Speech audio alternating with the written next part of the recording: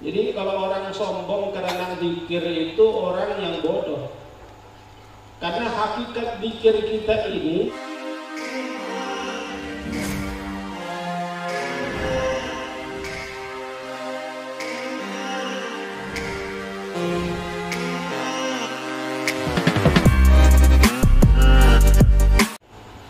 Alhamdulillahi hamdan yuslihallahu bihi syu'una hadhihi al-ummah.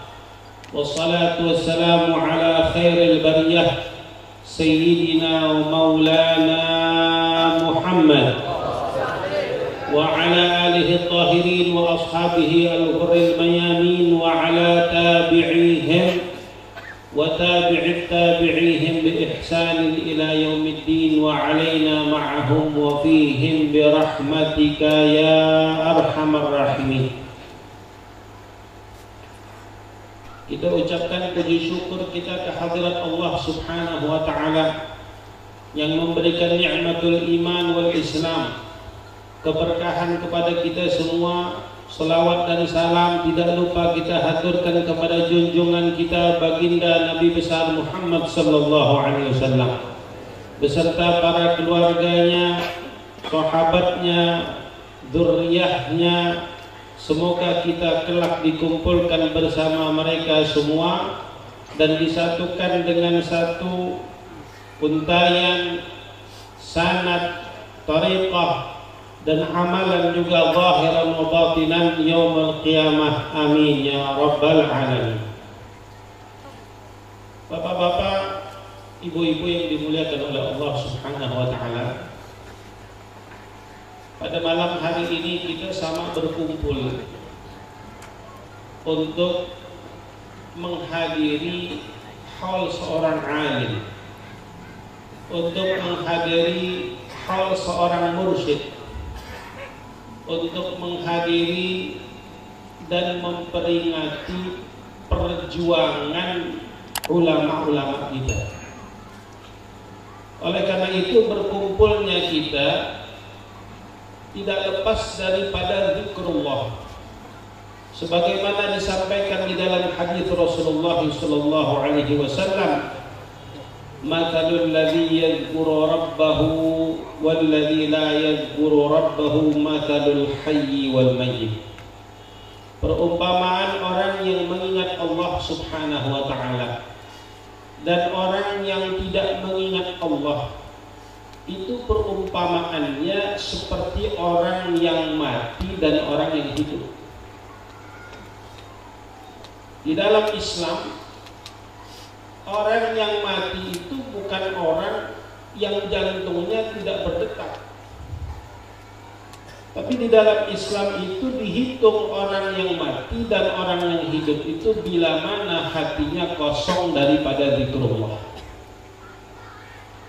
Oleh karena itu daripada hal-hal dan karamah yang Allah berikan kepada kita di malam hari ini adalah sebagaimana dijelaskan oleh para ulama, sebagaimana dijelaskan oleh para a'immah, wa min jumlati karamatin lati akramanallahu wa iyyakum, dan daripada karamah-karamah dan daripada kemuliaan-kemuliaan yang diberikan oleh Allah Subhanahu wa ta'ala kepada kita di malam hari ini adalah ja'alanallahu dzakiran lahu. Allah Subhanahu wa ta'ala menjadikan kita ini dzakiran lahu. Itu kemuliaan. Kita dijadikan oleh Allah Subhanahu wa ta'ala, diizinkan untuk bisa zikir kepadanya. Walaula fadluhu lam nakun ahlan li jiryani dzikrihi alaina. Kalau bukan karena anugerah Allah, kalau bukan karena pemuliaan Allah kepada kita, maka lisan kita enggak akan sanggup menyebut nama Allah Subhanahu wa ta'ala. Jadi kalau orang sombong karena zikir itu orang yang bodoh. Karena hakikat zikir kita ini merupakan Allah yang memberikan anugerah kepada kita. Allah yang mengizinkan lisan kita untuk berucap, sebagaimana diterangkan di dalam Al-Qur'anul Karim, utlu ma uhiya ilaika minal kitabi wa aqimus salata innas salata tanha 'anil fahsya'i wal munkar wa la dzikrullahi akbar. Jadi setelah kita beribadah, diperintahkan untuk ibadah, ada zikir yang lebih besar lagi. Zikrullahu lana, anugerah Allah, limpahan curahan rahmat Allah kepada kita, supaya kita bisa mengucapkan zikir kepada Allah. Siapalah kita?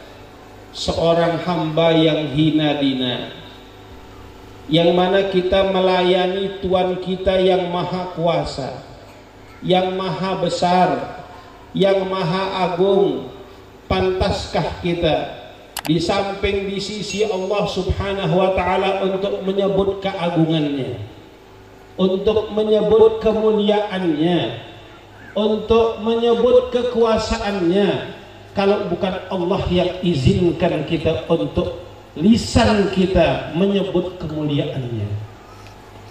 Ini kemuliaan, ini merupakan anugerah dari Allah subhanahu wa ta'ala. Kemuliaan yang kedua, dari antara kemuliaan-kemuliaan yang diberikan oleh Allah subhanahu wa ta'ala kepada kita di malam hari ini, yang mana mudah-mudahan Allah subhanahu wa ta'ala menjadikan kita min khawasil mu'minin, daripada kelompok orang-orang beriman yang khusus. Kalau Allah sudah kumpulkan kita di tempat yang seperti ini, berarti keadaan kita berbeda dengan kebanyakan orang mukmin.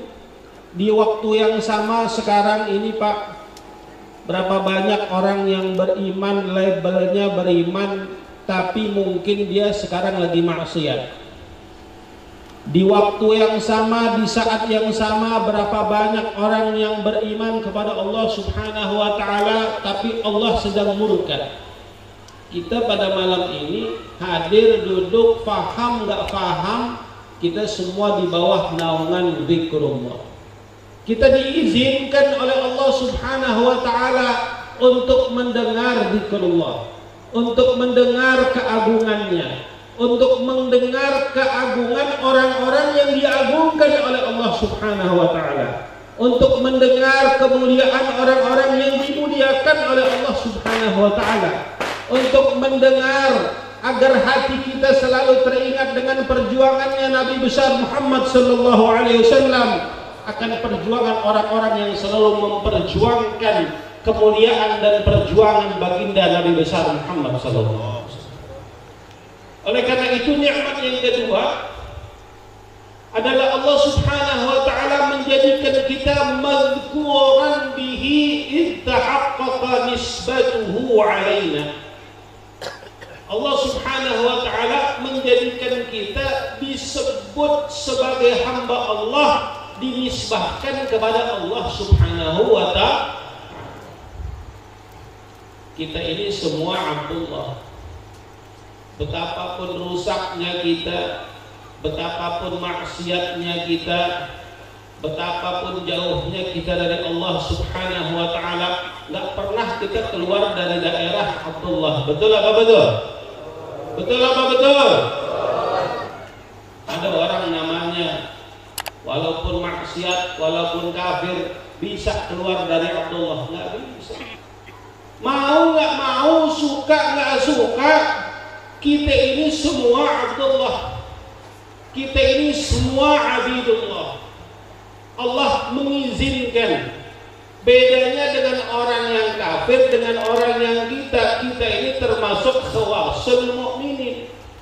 Oleh karena itu Allah diceritakan oleh para mufassirin di dalam Al-Quran, ya ayyuhalladzina amanu la taqnatu min rahmatillah. Wahai orang-orang yang beriman, jangan kalian merasa putus dari rahmatnya Allah. Ya Allah, betapapun maksiatnya kita, Allah masih sebut kita dengan ya ayyuhalladzina amanu. Hei orang-orang yang beriman, walaupun imannya setipis kartu ATM. Hai orang-orang yang beriman, walaupun imannya setipis tempe goreng. Hai orang-orang yang beriman, walaupun imannya kalian cuma iman KTP, tapi tetap disebut ya ayyuhalladzina amanu.